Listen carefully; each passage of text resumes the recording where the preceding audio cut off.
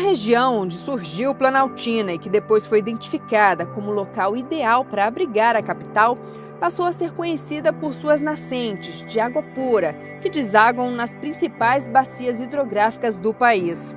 Naquela época, o Brasil ainda era colônia de Portugal e a cartografia dava destaque às 3 principais lagoas, situadas no coração do Planalto Central. A Lagoa Mestre Darmas, também conhecida como Lagoa Bonita, em Planaltina, a Lagoa Formosa, em Planaltina de Goiás, e a Lagoa Feia, na cidade de Formosa. Desse modo, a origem de Planaltina tem uma forte ligação com o bioma cerrado, especialmente num local que passou a ser chamado de Águas Emendadas. Na segunda metade do século XVIII, surge na região um personagem conhecido como Mestre Darmas, habilidoso no manejo e conserto de armas. Ele se instalou no local estratégico, situado ao longo de uma antiga picada que ligava a cidade de Salvador às minas de ouro em Goiás.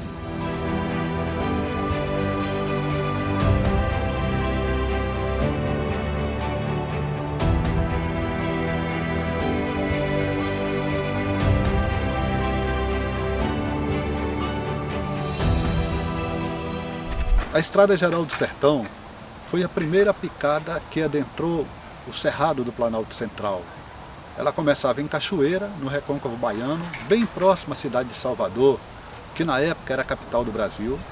A partir daí, seguia para a região da Chapada Diamantina, sul, onde tem hoje Rio de Contas. De Rio de Contas, seguia ao oeste, na divisa de Goiás com Minas Gerais, onde nós temos Carinhanha e Malhada. Atravessava o Rio São Francisco, com destino ao Grande Sertão Veredas. Na época havia o Registro de Santa Maria. Era um posto fiscal que cobrava impostos sobre as mercadorias que transitavam por lá.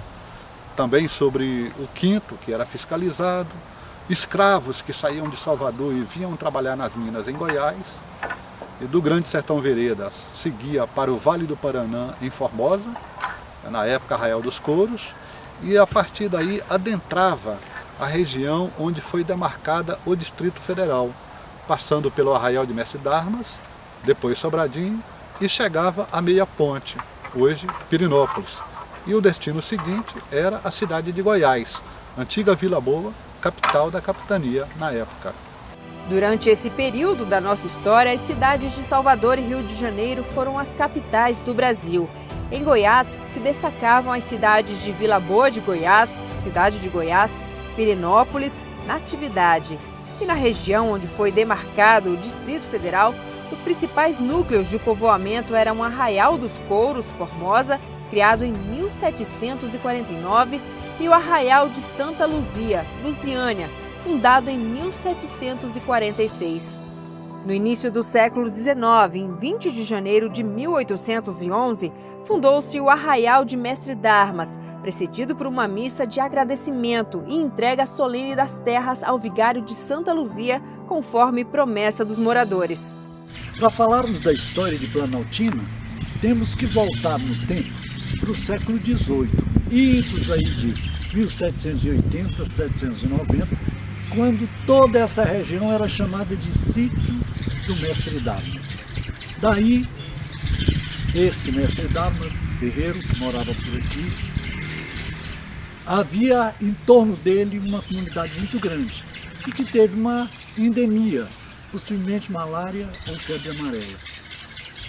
Depois dessa endemia, a comunidade fez uma promessa para São Sebastião se a endemia passasse, que construiria uma igrejinha em meia légua de terra por uma.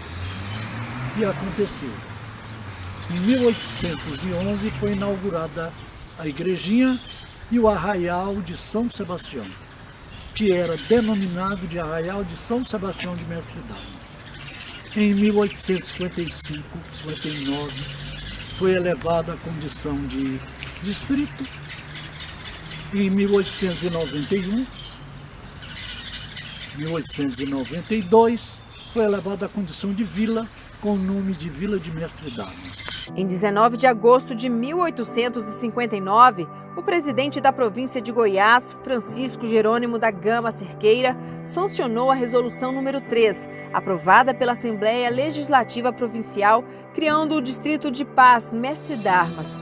Em 19 de março de 1891, através do Decreto número 32, o distrito de Mestre Darmas se elevou à categoria de Vila Desmembrada de Formosa e logo depois foi instalada a intendência. No ano seguinte foi criada a Missão Cruz, com o objetivo de escolher o local ideal para a construção da capital federal.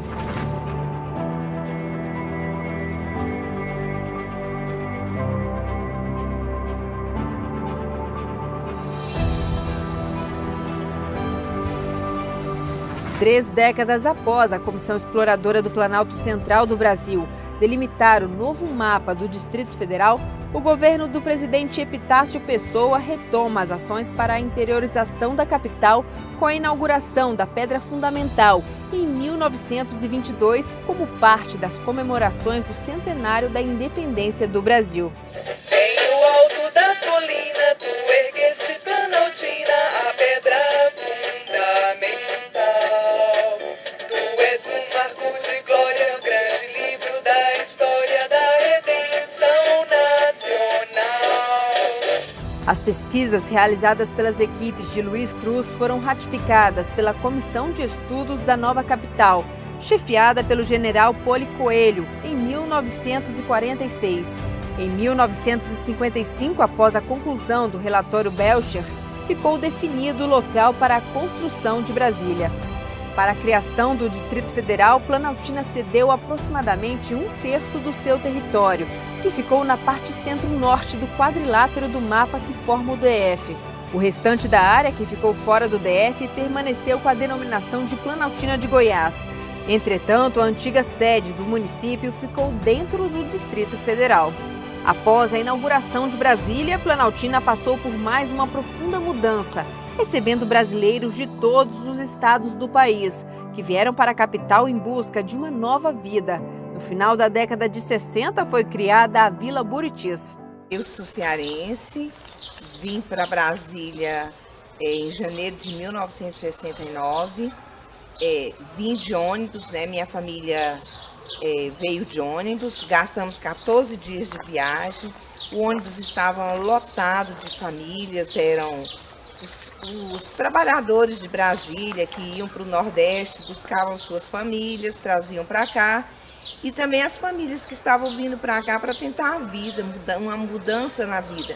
E aqui, Planaltina, né, nos acolheu muito bem. Então ficamos muito felizes, não tinha diversão, não tinha nada.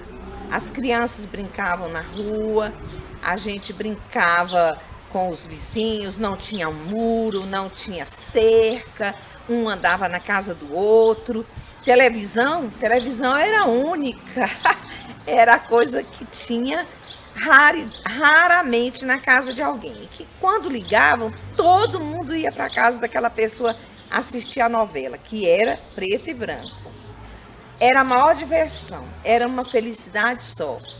Para mim, foi um momento de muita felicidade. E abrindo um parênteses, eu gostaria de dizer que Planaltina é como se fosse a cidade que eu nasci. Para mim, é o local onde eu cresci, onde eu me desenvolvi, estudei, fui para a escola. E aqui as pessoas tinham a oportunidade, todo mundo tinha seus filhos matriculados nas escolas, estudando, progredindo.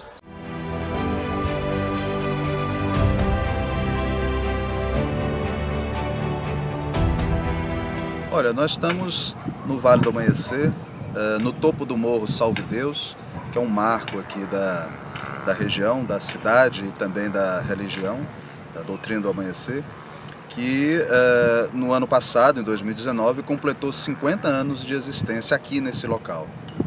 Fundado por Tia Neiva em 1969, comemoramos então meio centenário.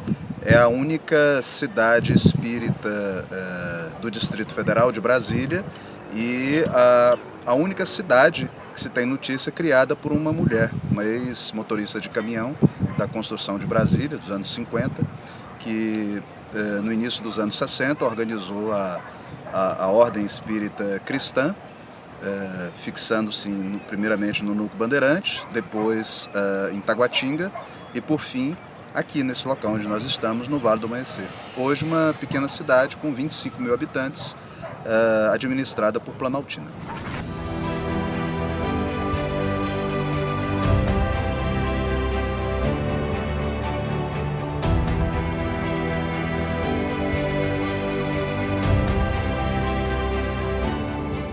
O conjunto de saberes e fazeres, juntamente com as formas de expressões e celebrações praticadas pelo povo planaltinense, tiveram como resultado a construção de valiosos patrimônios culturais, que foram determinantes na formação da nossa identidade cultural. No ano de 1982, a cidade de Planaltina teve 3 bens tombados como patrimônio histórico e artístico-cultural do Distrito Federal e, de acordo com a lei, passaram a ter proteção do governo.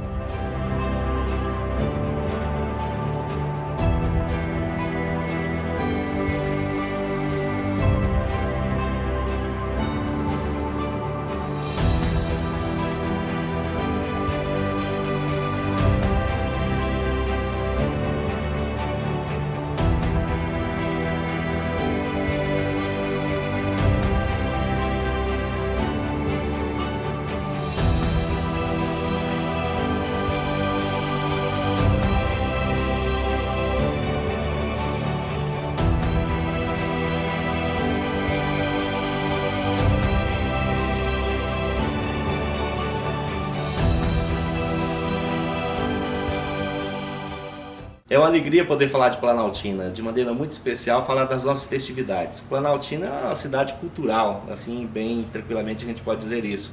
E dentre essas festividades nós tivemos aí a exposição agropecuária da cidade.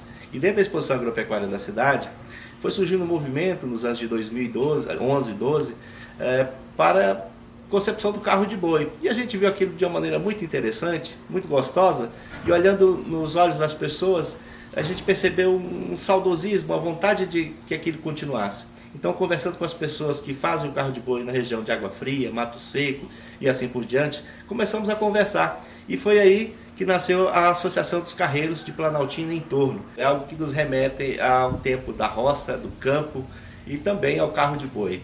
E não podemos deixar de falar da queima do alho, né? Todo carreiro vai lembrar sempre do seu querosene para poder fazer o transporte, né? Para alimentar e a sua matula, para poder conduzir a caminhada durante toda a sua jornada.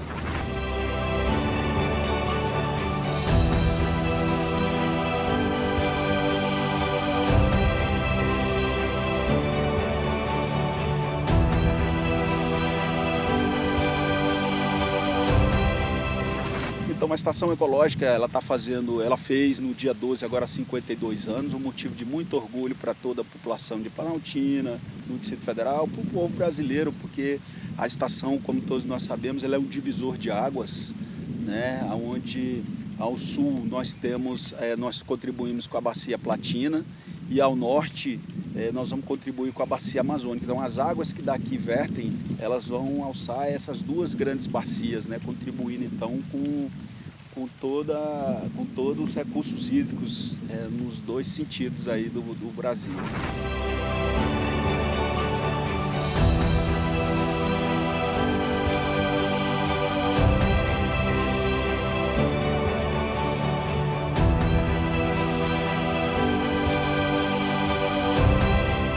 Esses valiosos patrimônios culturais da cidade unem os diversos grupos sociais e indivíduos que praticam sua religiosidade, realizam representações teatrais, fomentam o turismo, preservam e valorizam sua cultura e ainda constroem um espaço destinado ao lazer, onde se reencontram os amigos.